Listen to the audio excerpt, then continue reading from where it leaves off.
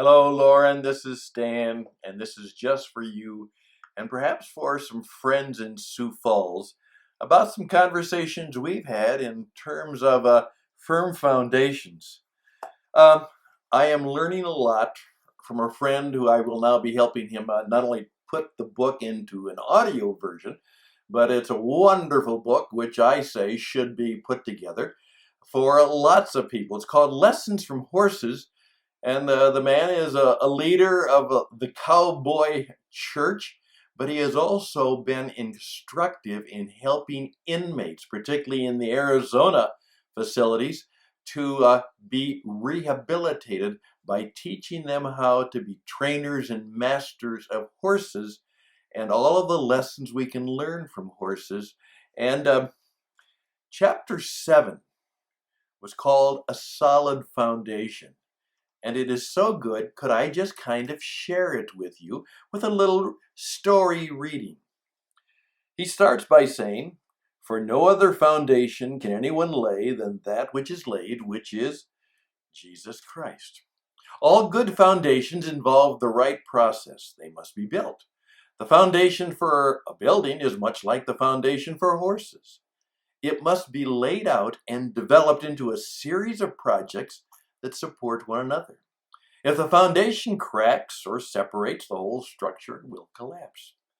Too many horses are expected to perform at a level well beyond their foundation, only to become frustrated and ineffective. Likewise, too many people are wanting to live better and accomplish things with their lives while neglecting the foundation. Unfortunately, many of us try to build a life of significance on a foundation which is flawed character, and then we only become frustrated and more ineffective. A good foundation requires the right method. For building, the ground is leveled, footers are dug, and the plumbing is roughed in to match the master plan." And we continue. He said, "Often I will watch the men in the wild horse inmate program as they work with a horse and then ask them to tell me what they are teaching the horse to do. It is always frustrating when I get a confused look or an "I don't know" answer. If you were to go up to a builder and ask the same question, you would probably be shown blueprints or at least get an explanation of what specific procedure will fit so that we can get the finished product. The same principle should apply to horse training, and the same principle should define and apply to life. We need to ask ourselves the right questions. What do I want the finished product to look like? And what am I doing to get the right foundation? Foundations require the right materials. Some foundations are made of concrete, others are made of wood.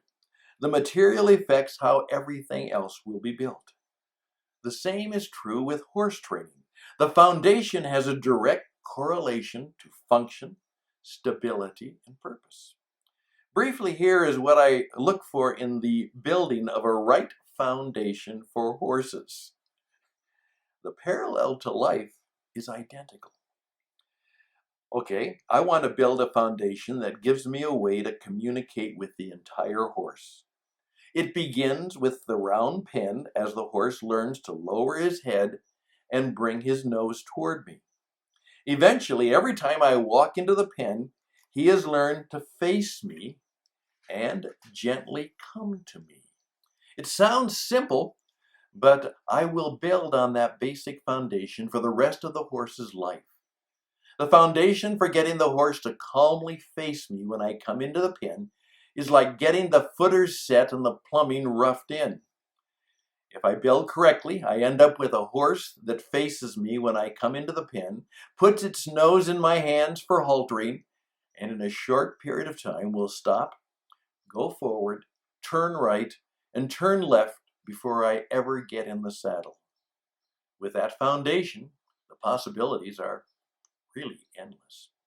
Imagine if you simply said, "God, today I want to learn to calmly face you and give you my undivided attention when you walk into the arena of my life." If that one thing became part of your foundation, you would find that slowly your direction turns and stops would begin to develop consistency and purpose as God opens doors of opportunity, allowing you to become more and more what you dreamed of and accomplish what you were created to do. Jesus emphasized the importance of a good foundation in Matthew 7 by comparing two houses, one built by a fool and the other one built by a wise man. Story we've heard many times. The house stood for a while, well, at least until the storm came. The foolish man was focused only on the end result, and he wanted to avoid the process. The assumption often is that the foolish man built his house without a foundation. The truth is, the foolish man built his house on a foundation that was weak. Sand is a foundation, but it is not that good of one. Every person has a foundation. Some foundations are insufficient to serve a purpose, sustain weight, and of course handle storms. Horses with foundations of sand are generally confused, and confusion makes them undependable. People with foundations of sand, they're exactly the same. When I train horsemen and horsewomen, I emphasize the importance of building a good foundation. Just because a horse can be saddled does not mean it is ready for a saddle. Likewise, just because a horse can be ridden does not mean it is ready for a rider. There are things that should be done to prepare the horse so he can reach his full potential. The biggest struggle inmates face while training horses is building a solid foundation. Unfortunately, temptation to take shortcuts is not isolated to prison inmates, but is common to horse owners everywhere. Most horse trainers make their living fixing problems. The contradictory statements from owners are endless. My horse is a great horse, but for some reason he won't stand tied. She's a good horse, but she runs off with me when I get on and won't stop. After I get the buck out of him, he's really a great trail horse. The list could go on, but I'm sure you get the point. When I'm working with fixing a problem horse, I begin by trying to find the source of the problem. The majority of the time, the problem can be traced to the foundation. Jesus tells us that the wise man built his house on the rock. When the storm came and the winds blew, the house stood firm. Foundations must not only be built, but they must be built correctly. Digging down to bedrock requires hard work and a plan, but the result is something that will withstand the storms. A horse with a solid foundation will perform well and consistent under pressure. When I start a colt, I will not get in the saddle unless I'm sure the horse is relaxed and knows how to yield to pressure. I make certain the foundation is solid as he moves forward, backwards, and sideways with very light pressure. Horses with foundations of bedrock are amazing. We generally recognize it under pressure when they go beyond our expectations, sometimes in the midst of a storm. I watched a horse in competition making a turn to the right at a full gallop. Suddenly, the saddle slipped to the side and the rider went flying off as the saddle continued to spin around until it was hanging from the horse's belly.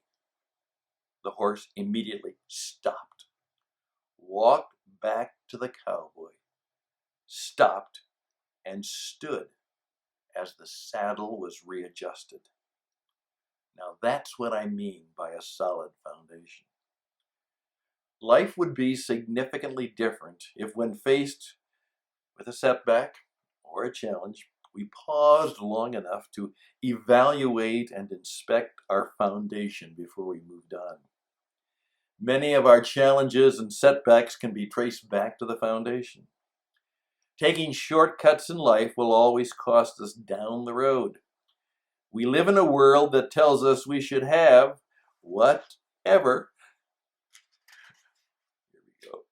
whatever we want without a foundation or process. Taking shortcuts to reach the goal is no better for us than it is for horses.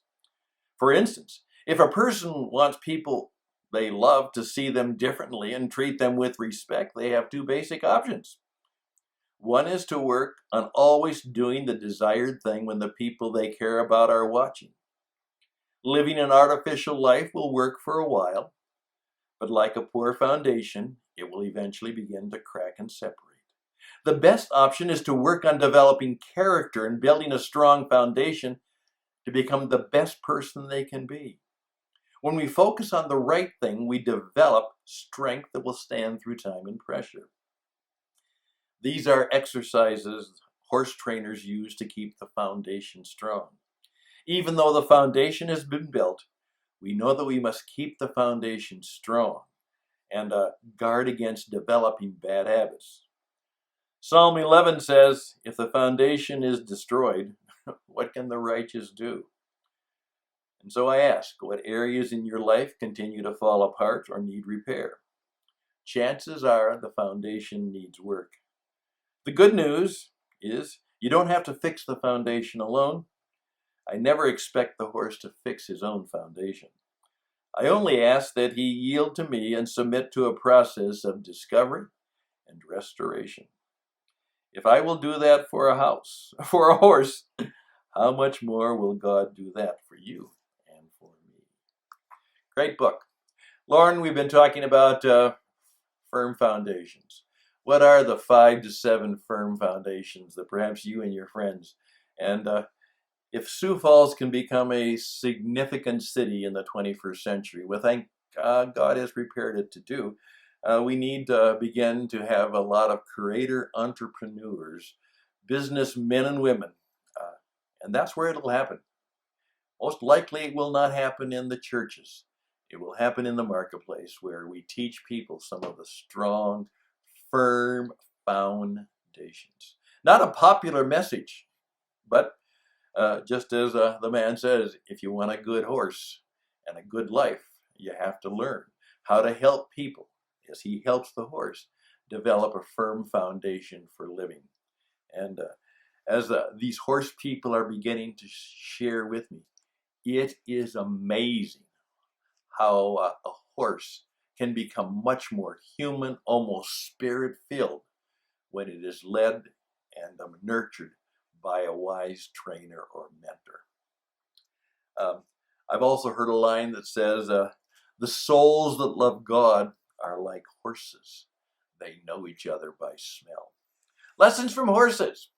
Thought I'd share it with you and maybe with a few other friends, but I enjoy this, and we'll talk more about it sometime. And perhaps how we can all start together to not only live more, but share particularly with the younger generations. Here we go. These are the firm foundations. If you really want to run with the best, the old biblical line, if you want to run with the horses, you've got to be at your very best. And that's what God wants for us. He wants the best and the blessings for us all. Take care. Let's talk. This is right after Easter. Hopefully we're going to have a better 2021, even though the world situation and the national situation is not good. We can be, as we're told, we can be more than conquerors. In some ways, we can be spirit-filled warriors. Bye for now.